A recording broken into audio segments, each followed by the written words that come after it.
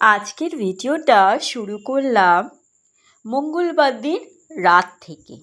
রাত বলবো না সন্ধে বলবো, তখন বাজে 9:15। কর্তামশাই এখন আর সন্ধেবেলায় বেরোয় না, কিন্তু ওই বাজার দোকান টুকটাক কেনাকাটা থাকলে, চাল তেল এগুলো আনার থাকলে সকালবেলায় আনে না, আমি বলি সন্ধেবেলাতেই নিয়ে আসবে। তো সেই হিসেবে কর্তামশাই বেরিয়েছে, আর আমি সেই সুযোগ ছাড়ি, বললাম একটু ফুচকা বা চুরমুর কিছু পেলে নিয়ে এসো, মঙ্গলবার আমিষ তো খেতে পারবো না। তো ঠিক কর্তামশাই মনে করে চুরমুর আনলো, আর দুজনেই ইয়াম্মি ইয়াম্মি খাবার খুব ভালো করে খেলাম। নমস্কার, নতুন দিন শুরু হয়ে গেল। আজকের দিনটা হচ্ছে এটা হচ্ছে বুধবারের ভোরবেলা। সকালে ঘুম থেকে উঠে পড়েছি আমি, আর উঠেই সবার আগে ঠাকুর প্রণাম করে বিছানা থেকে নেমে একটা একটা করে দুটো ঘর, বারান্দা আর রান্নাঘরের জানলাগুলো খুলে দিই, যাতে ঘরের গুমুট ভাবটাও বেরিয়ে যায় আর বাইরের স্নিগ্ধ শান্ত বাতাস ঘরে আসে, আর পাখির কলরব যাতে আমি শুনতে পারি, যাদের নিয়ে আমি আমার দিনটা শুরু করি। তবে হ্যাঁ, আজ বুধবার, কিন্তু আমি 40 মিনিট লেট করে উঠেছি, যার ফল সারা দিন আমাকে ভোগ করতে হলো। তার ওপরেও ছিল বুধবারে বেজায় কাজ। হ্যাঁ, বুধবারেও বেজায় কাজ, সেটা আস্তে আস্তে পুরো ভিডিওটা দেখলে আপনারা অবশ্যই দেখতে পারবেন, জানতে পারবেন আর বুঝতে পারবেন। সকালে উঠে আগেই ব্রাশ করে নিয়ে একটু জল গরম নিয়ে বসলাম। বসি তো না, কাজ করতে করতে জল গরমটা খাই। আজ জল গরমটাও ঠিক মতো করে খাওয়াই হলো না, কি জানি শুরু থেকেই কাজের গোলমাল শুরু হয়ে গেল। তবে হ্যাঁ, ওই যে লেট করে ঘুম থেকে উঠেছি, কিন্তু আমি লেট করে উঠেও টাইম টু টাইম ঠিক আমি প্রতিদিন যেই সময় স্নান করে ঘরে আসি, ঠিক সেই সময়তেই স্নান করে ঘরে আসলাম। এমনকি আজকে যেন মনে হলো 10-15 মিনিট আগেই স্নান করে ঘরে আসলাম। হয়তো ওই যে বুঝতে পেরেছি আজ কাজে উঠেছি দেরি করে, তাই হয়তো আজকে কাজের চাপটাও বেশি ছিল বলে হয়তো কাজের দিকেই মনটা বেশি ছিল, যার জন্যে দৌড়ে দৌড়ে কাজগুলো করতে পেরেছি। এটা হয়, যখন চাপ পড়ে যায় তখন আমরা আরও বেশি দৌড়াদৌড়ি করে কাজ করি। যখন মাথায় কোনো কাজের চাপ থাকে না, তখন রিল্যাক্স হয়ে কাজ করি, এতে করে আরও বেশি সময় নষ্ট হয়। তো যাই হোক, একটা একটা করে সব কাজ আমি সারছি, বাইরের উঠোনটাও ঝাড় দিয়ে দিলাম। প্রতিদিন পাতা পড়ে, প্রতিদিন টগর ফুলগুলো পড়ে, আর হ্যাঁ, টগর ফুলগুলো পড়ে না জায়গাটা আরও বেশি পিচ্ছিল হয়ে যায়। পাতাগুলো তো ফেলে দুটোই ঝাড় দেওয়া হয়, কিন্তু ওই যখন বৃষ্টি পড়ে টগর ফুলগুলো পড়ে ওই জায়গাটা আরও বেশি স্লিপড হয়ে যায়, যার জন্য ওই জায়গাটাতে হাঁটাহাঁটি করতে অনেকটা রিস্কি হয়ে যায়। এরপর আমি চলে যাব আমার অন্যান্য কাজে। আজকে প্রত্যেকটা ঘর সংসারের কাজ আমি তুলে ধরতে পারিনি, এত ব্যস্ততার মধ্যে, এত উড়োউড়ির মধ্যে কাটালাম যে প্রত্যেকটা কাজ তুলে ধরতে পারিনি। একটা পার্ট মিস্টেক হয়ে গেছে, যার জন্যে আমি আপনাদের কাছে ক্ষমা প্রার্থী। যারা আমার প্রতিনিয়ত ভিডিও দেখেন তাদের অসংখ্য ধন্যবাদ এইভাবে পাশে থাকার জন্য, সাথে থাকার জন্য। আমিও আপনাদের সঙ্গে আছি, সাথে আছি, পাশে আছি। সবার থেকে প্রতিদিন নিত্য নতুন কাজ শিখতে ভীষণ ভালোবাসি। আমার ভিডিওগুলো কেমন লাগছে অবশ্যই কমেন্ট বক্সে একটু জানাবেন। তো একটা একটা করে সব কটা কাজ সারছি, আর গ্যাস টেবিলটাও প্রতিনিয়ত মুছে নিই, আজকেও ঠিক তেমন মুছে নিই। গতকাল কর্তামশাই নিয়ে এসেছিল আনারস, সেটাও একটা কাটার চাপ ছিল। আনারস কাটা আবার অতটাও তো সহজ নয়, তাই না? সেটা একটা চাপ ছিল। তারপর বুধবার অনেকটা এক্সট্রা কাজ থাকে। আর এই যে আমার ঘর মোছা, রান্নাঘর একদম রেডি, ঘর মোছা, বাসন মাজা, গ্যাস টেবিল মোছা, খাবার টেবিল মুছে সুন্দর করে সাজিয়ে রাখা, রান্নার যেখানে খাবার রাখি সেই তাকটা, রান্নার জায়গাটা মোছা, A to Z। আর এই যে এমন বৃষ্টি হলো যে জল জমে গেল।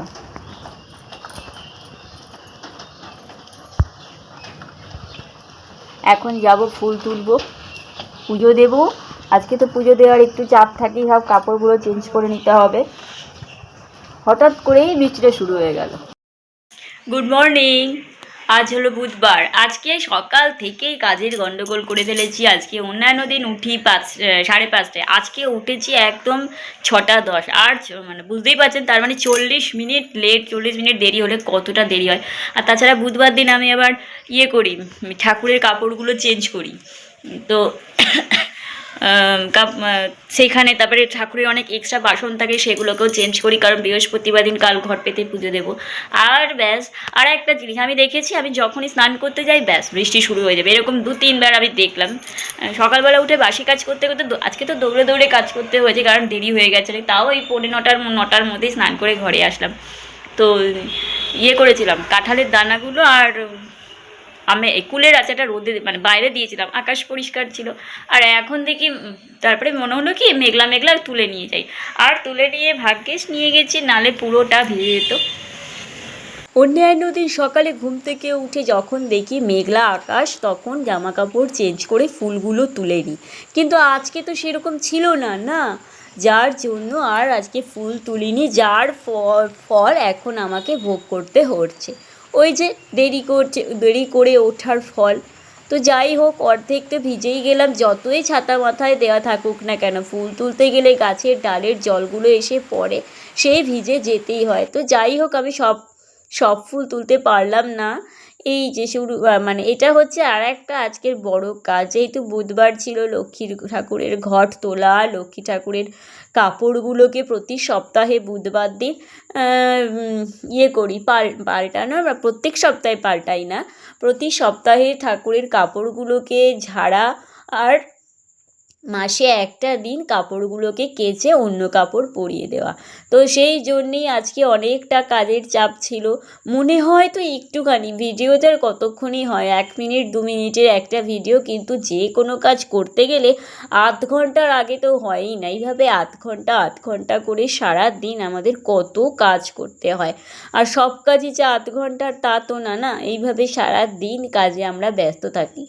তো এবারে দুটো জায়গার কাপড়গুলো ভালো করে মুছে, ভালো করে ঝেড়ে, ঠাকুরের মুখ ঠুক মুছে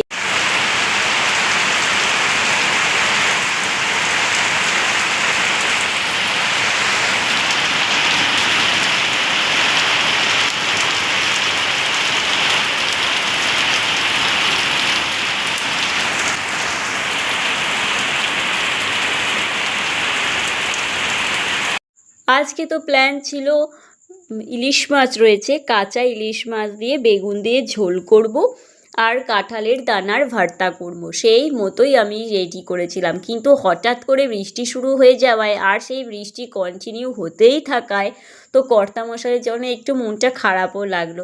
যে বৃষ্টির মধ্যে কী করছে, রেনকোট কি নিয়ে গেছে, ফোন করাতে সে আবদার করলো আজকে একটু খিচুড়িই করো।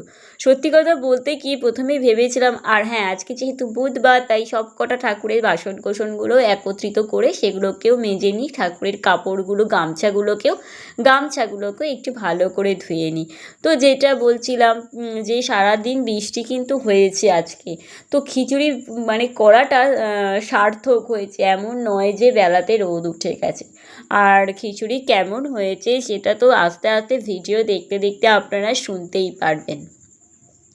আর এই যে আমি তো খিচুড়ি করব রেডি ছিল না, যার জন্য আমি চাল ভিজিয়ে রেখেছিলাম। আর চাল, এবারে সেই চালগুলোকে তো শুকর দিতে হবে। তো শুকর দেওয়ার জন্য আমি আর পেলাম না, খবরের কাগজ আর পেলাম না, যার জন্যে চালগুলোকেই প্লাস্টিকের ওপরেই আমাকে বিছিয়ে দিতে হলো।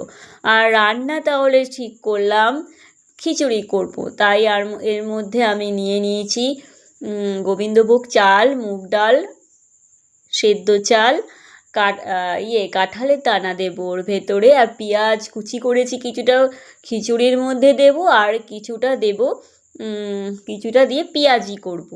তা সেই মতোই সব কুচি করে পেঁয়াজিটাকে আগে নুন দিয়ে মাখিয়ে রেখে আমি চলে আসলাম এটাকে কাটতে, যাতে কর্তামশাই আসলে একটু 2-1 পিস খেতে পারে। তো সেই জন্য এটাকে আগে রেডি করতে চলে আসলাম। এই আনারস কাটা যে খুব একটা কঠিন ব্যাপার তাও কিন্তু না, যতটা আনারস কাটার প্রতি আমাদের একটা আতঙ্ক রয়েছে, অতটাও শক্ত ব্যাপার নয়। সব কাজই আমরা করতে পারি আর করতে পারবো, এটা আমরা জানি। আর এদিকে আমি রান্না বসিয়েও দিয়েছি।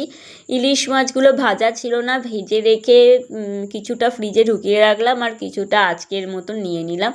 আলু আর কাঁঠালের দানাগুলোকে লাল লাল করে ভেজে নিলাম। আর খিচুড়ির মধ্যে ফোড়ন আর পেঁয়াজিটাকেও রেডি করে অর্ধেক ভেজে একটা কাঁচা লঙ্কা দিয়েছি, বেশি লঙ্কা তো আমরা খেতে পারি না, পেঁয়াজিগুলোকেও অর্ধেক করে ভেজে রেখে দিলাম। আর খিচুড়ির মধ্যে শুকনো লঙ্কা, জিরে, কাঁচা লঙ্কা, পেঁয়াজ ফোড়ন দিয়ে একটু ডাল চালকে ভাজা ভাজা করে নিয়ে তারপর মশলা তো জিরে, আদা, ধনে, লঙ্কা, নুন, বাতাসা মানে মিষ্টির পরিবর্তে বাতাসা দিয়ে ভালো করে কষিয়ে জল গরম দিয়ে খিচুড়িটাকেও নামিয়ে নিলাম। যত তাড়াতাড়ি বলে দিলাম, ওই যে আবারও বলছি, অত তাড়াতাড়ি হয় না কিন্তু, যত তাড়াতাড়ি যতটা সময় আমরা ভিডিওতে দেখাই অতটা কিন্তু তাড়াতাড়ি হয়ই না মোটেও। আর আমার কর্তামশাইয়ের কিন্তু খিচুড়ি করলেও একটা সুন্দর করে বেশ খায়, যেটা দেখে আমার বেশ ভালো লাগে। খিচুড়ির আলুগুলোকে নিয়ে আলু সেদ্ধর মতন করে মেখে ঘি দিয়ে সুন্দর করে মেখে ওকে খেতে দেখি। ওর এইভাবে আলুগুলোকে মেখে খাওয়াটা আমার বেশ মানে এই সিস্টেমটা আমার বেশ ভালো লাগে দেখতে। আর এই যে আস্তে আস্তে আমি রেডি করছি, পেঁয়াজ ফোড়ন দিয়ে দিয়েছি, সব আস্তে আস্তে দিয়ে খিচুড়িটা করলাম। প্রথমে তো একটু ভাবছিলাম যে ঠিকঠাক হবে কি না, কারণ পেঁয়াজ দিয়ে এই প্রথমবার আমি খিচুড়ি করলাম। করার আগে আমি আবার আমার বোনকে জিজ্ঞাসাও করে নিলাম, পেঁয়াজ দিয়ে খিচুড়ি করে? আমি তো কোনোদিনও পেঁয়াজ দিয়ে করি না। ও বললো যে না না করে। আর রেজাল্ট কেমন হয়েছে সে তো আপনারা ভিডিও শেষে অবশ্যই দেখতে পারবেন, জানতে পারবেন। আর এই যে আলুগুলোও দিয়ে দিচ্ছি ভালো করে, চালের মধ্যেও আলুগুলোকে ভালো করে কষিয়ে নিয়েছি। ভালো করে তেলের মধ্যে মশলার মধ্যে কষিয়ে নিলেই যে কোনো স্বাদের রান্না মানে যে কোনো রান্নার স্বাদ সুন্দর হয়ে যায়। আর একটু আমি আবার হাই ফ্লেমে রান্না করি না, লো ফ্লেমেই বেশি করি, যাতে ঠিকঠাক থাকে রান্নাগুলো। আর এই যে জল গরমও সাইডে বসিয়ে দিয়েছিলাম, জল গরম দিয়ে দিলাম। আর কর্তামশাই মাঝখানে চলে আসাতে কর্তামশাইকেও আমি আনারসটা দিলাম, আর সেও ঠিকঠাক মতন খেলো যতটুকু ওই সময় খাওয়া যায়। আর আজকে বাজার আনারও প্রয়োজন ছিল, বাজারও চলে এসছে, টমেটো, পটল, কুমড়ো, কলমি শাক, উচ্ছে, ঢ্যাঁড়স, কী ছিল সব কিছু নিয়ে আমি ফ্রিজে ঢুকিয়ে রাখলাম।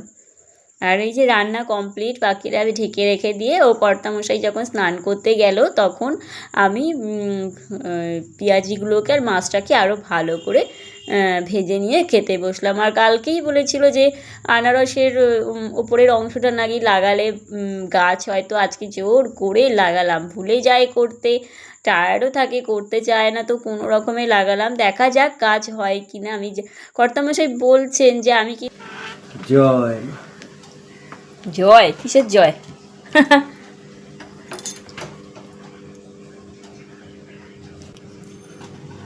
নেব